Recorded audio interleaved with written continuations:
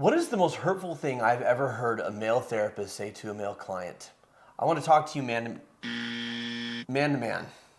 And if you're not a man, just keep watching. It's okay. Yeah, it's good stuff. Mended Light.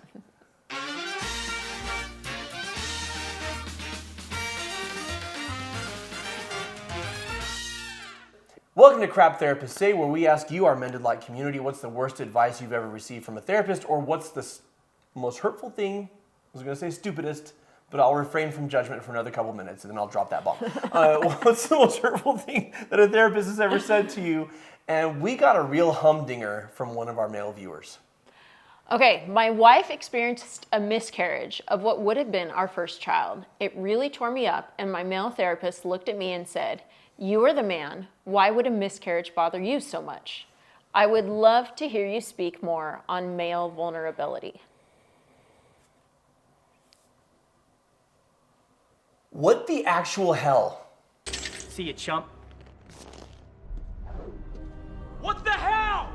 You're a man. Why would a miscarriage bother you so much? Let's play devil's advocate for a second here, okay? Okay. Let's say the therapist had good intentions and spoke poorly. Good intentions. Your wife has it worse, right? Because there is the physical and the emotional pain that comes from a miscarriage. Yeah. Like, you wouldn't know. I wouldn't know. You wouldn't know. No. But there's a physical component and then there's an emotional component, and then it's kind of exacerbated because of the physical pain. Yeah. And so, okay, he's not going through the physical pain, and then his physical pain isn't being exacerbated by the emotional pain. Right. But here's the thing. It's not the Olympics of suffering. I won! Her suffering does not mean his suffering is invalid. I remember one time we had a conversation during a rough patch, or a rough few years, but where I said, I do think your pain is greater than mine, but that doesn't mean my pain is invalid. Right. And you said, that's absolutely right, like your pain counts. Okay, this guy didn't have the miscarriage, but I think it's obvious to anybody watching, somebody who's excited to be a father, excited to be a parent, to hold a child in their arms, excited to have this experience of creation with their partner, and then the miscarriage happens, that's emotionally painful. Not to mention the empathic pain of the person that you care about has suffered this loss as well. And to say, you're the man, why would you be so upset about this, is a stupid thing to say. I don't use judgmental language very often here, but Crap Therapists Say gets me all riled up. That's dumb. That's harmful. Yeah. And I think it ties into how men traditionally, historically, are socialized what's appropriate for man and what's not. What's okay for a man and what's not. They're predominantly socialized to only experience 3 strong emotions: anger, lust, achievement. Yeah. And here's the thing. You can push back and say that's not the case. And sure, we celebrate other emotions in men. But look at James Bond, right? During a lot of the era of James Bond, men want to be him and women want to be with him. And James Bond was allowed 3 emotions. Anger, which was usually killing Soviets, is how he expressed that. Lust, betting a lot of women. And achievement, hooray, I saved the world and I'm the honor of England, right? That's it. And you might say, okay, well that's then, but what about now? Well, now they gave us a James Bond and Daniel Craig. Our personal favorite. Indeed. It's because of how he looks in the swim trunks. Hot damn. That's why he's your favorite? That's why he's my favorite. Where he was allowed a character arc. Yes, he slept with women. Yes, he killed bad guys and he saved the day. But he also experienced loss and grief and vulnerability and shame and had to work through and come to a healthier place of what it means to be a man. And boy, were people upset about it. Yeah. They were upset that this is not James Bond. This is Give us back our 2-dimensional James Bond. Yeah. We don't want him to have emotions. And it's still to this day, this is what you're allowed as a man. Now, the phrase is bandied about toxic masculinity. I prefer the phrase limiting masculinity. Right. Because masculinity isn't toxic, but sometimes how we're taught to be, we're denied the full breadth of an emotional experience, of a relational experience. And when men show up in a limited way and only show certain emotions or are only allowed to show certain emotions, that's when it becomes toxic. Yes. So I have a clip from the movie Creed. It's a spin-off of Rocky. Apollo Creed's son, Adonis, his father died in the ring when Adonis was just a baby.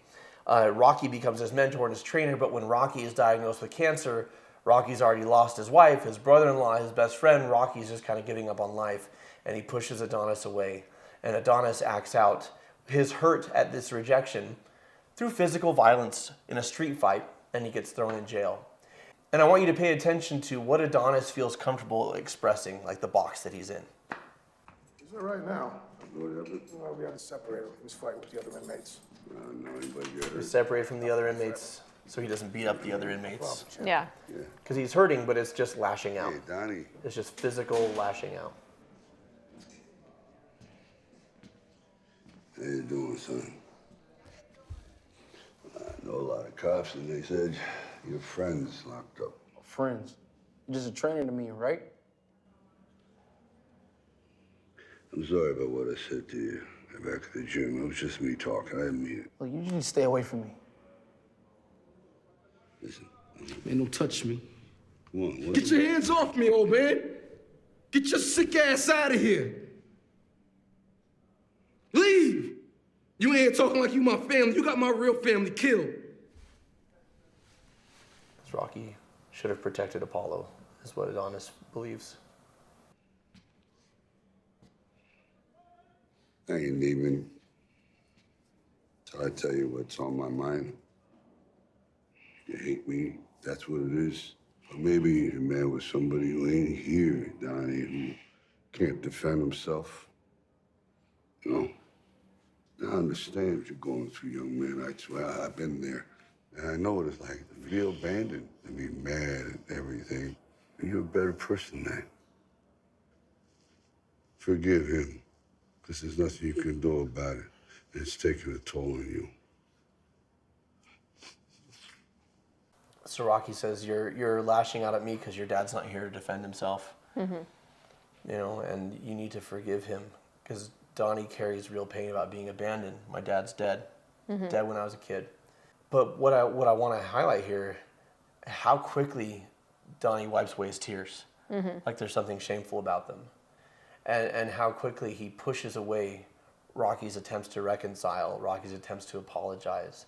He's hurt, but he can't express hurt. He can only express anger. That's what he's been taught is okay. And this is harmful for men and for women because men experience emotions as deeply and profoundly as women do. We've just so often been denied the tools to work through them and told that Or doing the so is support unmanly. system. Yeah. Right? Because women have their other female friends that they talk to and they rely on.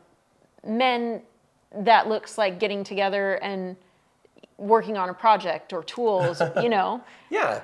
But they're not talking about what's emotionally going on for them.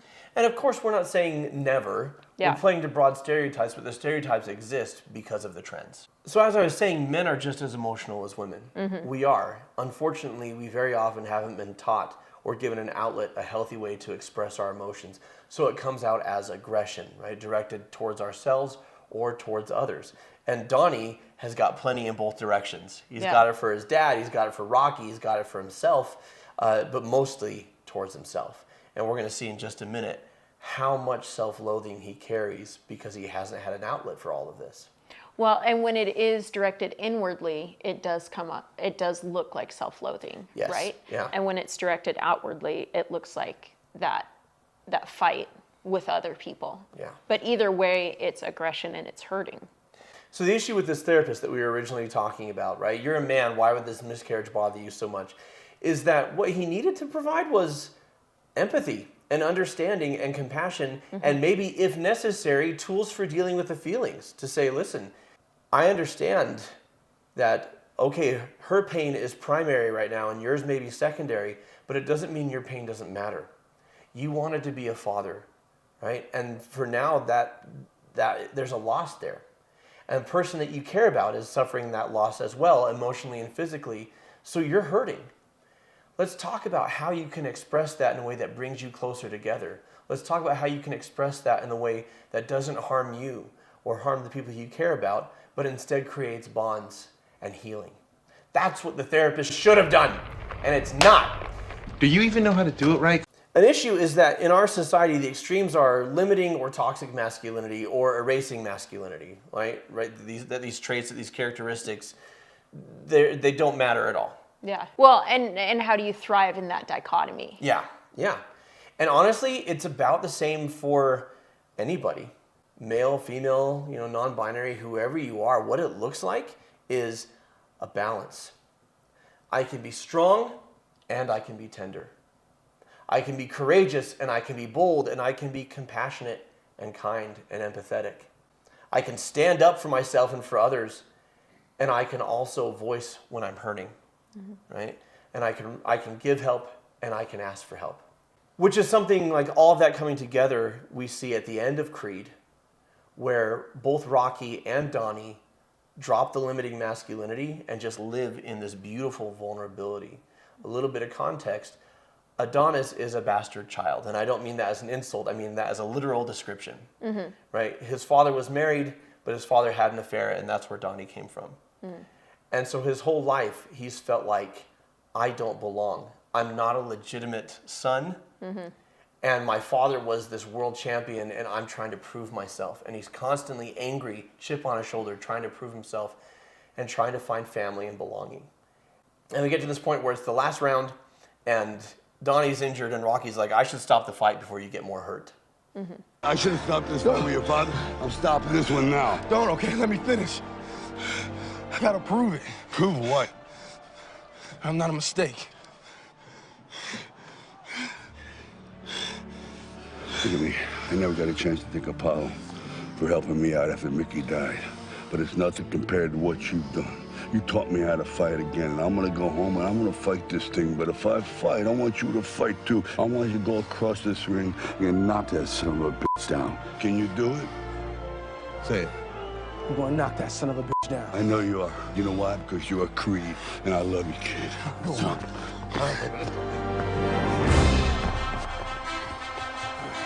Go get him.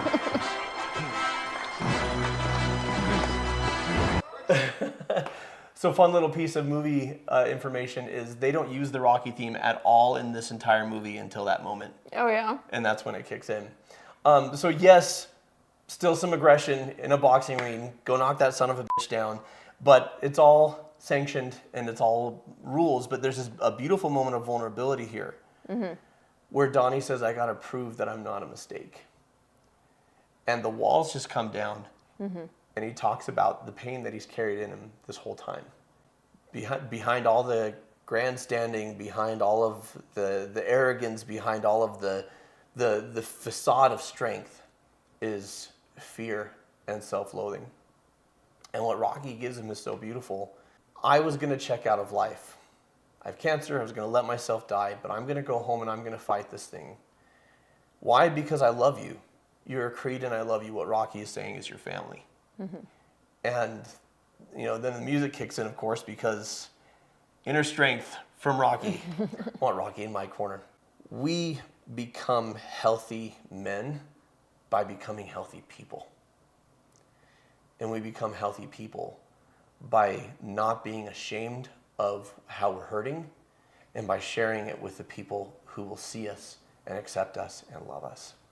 So to you who wrote in with this, we're so sorry that therapist was so insensitive and callous and tried to put you in a box of what you could and couldn't feel just because you're a man. That's ridiculous. You're a human being and you have every right to feel, to mourn, and to grieve. What do you all think about the conversation we had today about how masculinity is portrayed and femininity, for example, like how we're taught to be? And what things do we need to break free of so that we can live as healthy and balanced adults? Let us know in the comments below. And to that point, sometimes traditional therapy isn't enough, especially if it's based on antiquated ideas. So check out this video, Why Traditional Therapy is Failing, that's going to pop up right here. And until next time, remember to keep shining. We need your light.